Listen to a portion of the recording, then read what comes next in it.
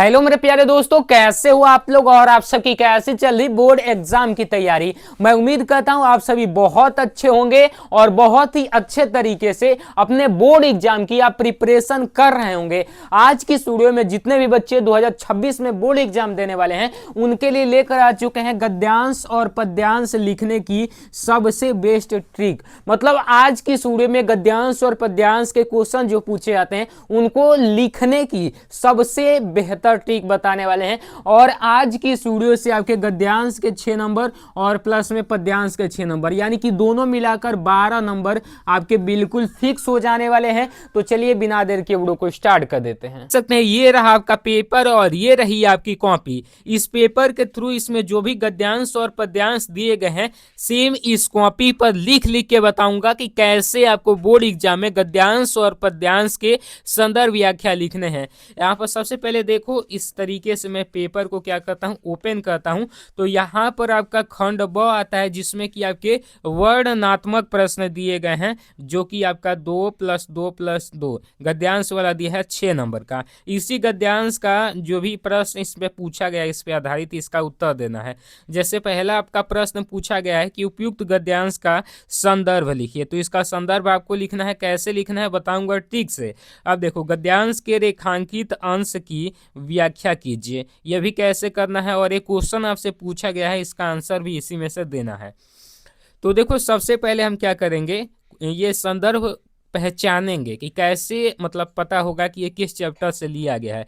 तो यहाँ पर देखो, यहाँ पर कुसंग आ रहा है कि नहीं आ रहा है। उसके बाद यहाँ पर संगति आ रहा है कि नहीं आ रहा है। ठीक है, तो ये चीज देखकर आपको क्या पता चल रहा है, कुसंगति कुसंग ये सब चीज देखकर क्या पता चल रहा है, संगति के बारे में, दोस्ती के बारे में। तो ये पता चल गया ना कि मित्रता वाले पार्ट से लिया गया है, बस इतना पता चल गया। तो इसमें आपको ये पता लग गया कि ये मित्रता पार्ट से लिया गया है। ठीक, अब ये मित्रता पाठ से लिया गया है तो इसके लेखक कौन है, आचार्य रामचंद्र शुक्ल जी हैं। आचार्य रामचंद्र जी हैं, बस इतना समझ गए। अब चलिए इसको कॉपी पर कैसे प्रेजेंट करना है वो मैं बता देता हूं। तो ये खंड ब है, तो सबसे पहले हम यहां पर बनाएंगे खंड ब। खंड ब, ठीक है। खंड ब में क्या पूछा गया है, वर्णनात्मक प्रश्न पूछा गया है। तो नीचे बनाएंगे वर्णनात्मक प्रश्न, ठीक है, वर्णनात्मक प्रश्न हो गया।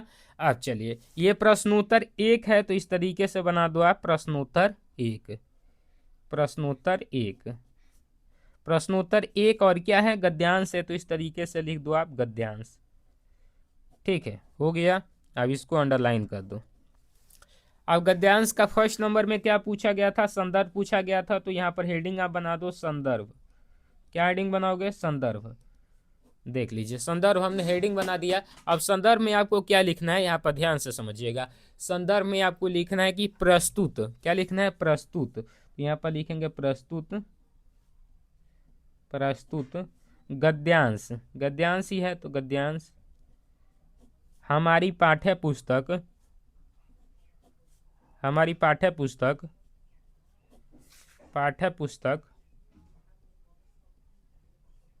कौन सी आपकी पाठ्य पुस्तक है, हिंदी है। तो यहाँ पर लिखो हिंदी, हिंदी के किस पाठ से लिया गया है, तो मित्रता पाठ से लिया गया है। तो लिखो मित्रता, मित्रता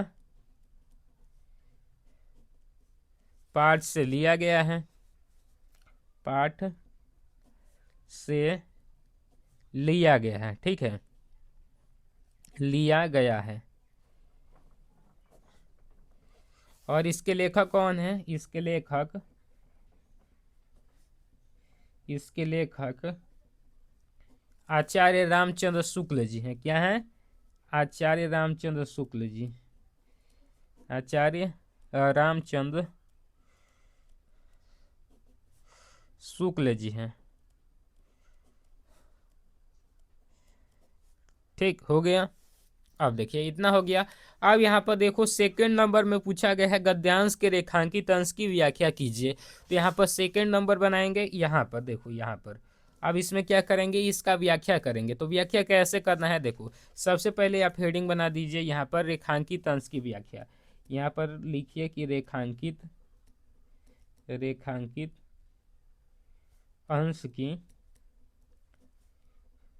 व्याख्या, रेखांकित अंश की व्याख्या। हो गया, अब इसको अंडरलाइन कर दीजिए। ठीक, अब देखिए इसमें क्या करेंगे, रेखांकित अंश की व्याख्या में ये जो अंडरलाइन किया गया है इसका व्याख्या करेंगे। तो कुसंगति का जो सबसे भयानक होता है, तो लिखेंगे कि आचार्य रामचंद्र शुक्ल जी कहते हैं कि कुसंगति एक घातक बुखार जैसी होती है। ज्वर का मतलब होता है बुखार, तो लिखेंगे यहाँ पर नीचे कि आचार्य रामचंद्र शुक्ल जी कहते हैं कि आचार्य रामचंद्र शुक्ल जी कहते हैं कि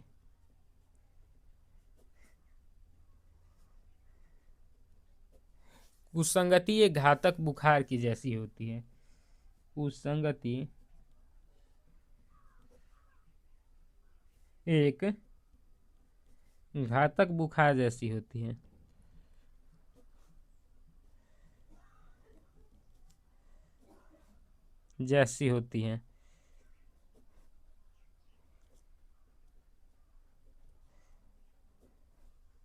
ठीक है, इस तरीके से आप लिख देना।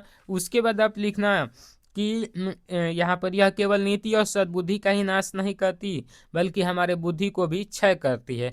मतलब कुसंगति में लिप्त रहे व्यक्ति की नीति, सद्बुद्धि और अच्छे विचार भी नष्ट हो जाते हैं। ठीक है, किसी युवा पुरुष की संगति यदि बुरी हो तो उसके पैरों में बंधी चक्की के समान होगी। अब बताएंगे कि यदि किसी युवा पुरुष की संगति गलत हो जाती है तो वह उसके पैरों में भारी पत्थर जैसे बंधा होता है, उसके समान होती है, जो उसे दिन प्रतिदिन अवनत के गड्ढे में गिराती है। जैसा किसी के पैर में भारी पत्थर नहीं बांध दोगे तो वो आगे नहीं बढ़ पाएगा, उसी तरीके से कुसंगति में रहने वाला व्यक्ति कभी भी आगे नहीं बढ़ पाता है, वो दिन प्रतिदिन पतन के रास्ते पर नीचे आता ही जाता है। ठीक है, तो इस तरीके से इसका हमने गद्यांश का जो है कि व्याख्या बता दिया। अब देखो क्वेश्चन कह रहा है कुसंग की तुलना किससे की गई है, तो कुसंग की तुलना किससे की गई है इसको पता लगाने के लिए इस क्वेश्चन को पढ़ो आप कि कुसंग का जो सबसे भयानक होता है, यह केवल नीति और सद्बुद्धि का ही नाश नहीं करता बल्कि बुद्धि का भी क्षय करता है। यदि किसी युवा पुरुष की कुसंगति बुरी हो तो उसके पैरों में बंधी भारी पत्थर के समान होगी। यानी कि इसमें क्या कहा गया है कि भारी पत्थर, पैरों में बंधे भारी पत्थर के समान, यानी कि कुसंगति की तुलना पैर में बंधे किसी व्यक्ति के पैर में बंधे भारी पत्थर के समान बताई गई है। ठीक है, या फिर कुछ और इसमें दिख रहा हो तो उसको भी आप बनाकर लिख सकते हो कि कुसंगति की तुलना एक घातक बुखार से की गई है, एक ज्वर से की गई है, ये भी लिख सकते हो। जो भी आपके मन में हो इसमें से ही तो खोज के लिखना होता है। बस इतना आपको समझ में आ गया। उम्मीद करता हूँ ये 6 नंबर का समझ में आ गया होगा। नेक्स्ट वीडियो पार्ट 2 कमेंट कीजिएगा, आपको पद्यांश वाले पर भी मैं बना दूंगा। ठीक है, ये वीडियो कैसी लगी कमेंट में बता दीजिएगा। मिलते हैं अगले वीडियो में, तब तक के लिए जय हिंद, वंदे मातरम।